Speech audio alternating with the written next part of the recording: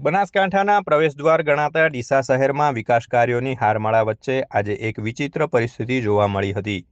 નગરપાલિકા દ્વારા નવનિર્મિત શુભમ પાર્ટી પ્લોટથી હિમાલયા રેસિડેન્સી સુધીના સીસી રોડનું લોકાર્પણ ગુજરાત રાજ્યના મંત્રી અને ધારાસભ્ય શ્રી પ્રવીણભાઈ માળીના હસ્તે શુક્રવારે સાંજે લોકાર્પણ કરવામાં આવ્યું હતું। જો કે વિકાસના આ માર્ગ પર જનતાને સુવિધા મળે તે પહેલા જ હાલાકીનો સામનો કરવો પડ્યો છે। લોકાર્પણના માત્ર એક જ કલાક બાદ આ નવો નકોર રોડ વાહનોના પાર્કિંગ પોઈન્ટમાં ફેરવાઈ ગયો હતો।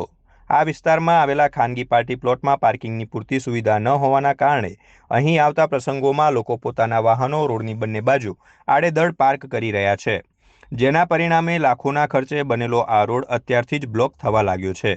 આ રોડ પર ટ્રાફિક જામની સ્થિતિ સર્જાતા આસપાસની મુખ્ય સોસાયટીઓ જેવી કે Balaji bungalows, Swaminarayan society, Krishna park, Mandora park સહિત અનેક સોસાયટીઓના રહીશો માટે અવરજવર કરવી મુશ્કેલ બની ગઈ છે।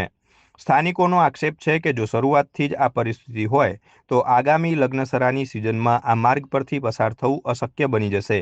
જાહેર અને ગીચ વિસ્તારમાં આવેલા પાર્ટી પ્લોટ સંચાલકો દ્વારા પાર્કિંગની વ્યવસ્થા ન કરવામાં આવતા ટ્રાફિકની ગંભીર સમસ્યા સર્જાઈ છે।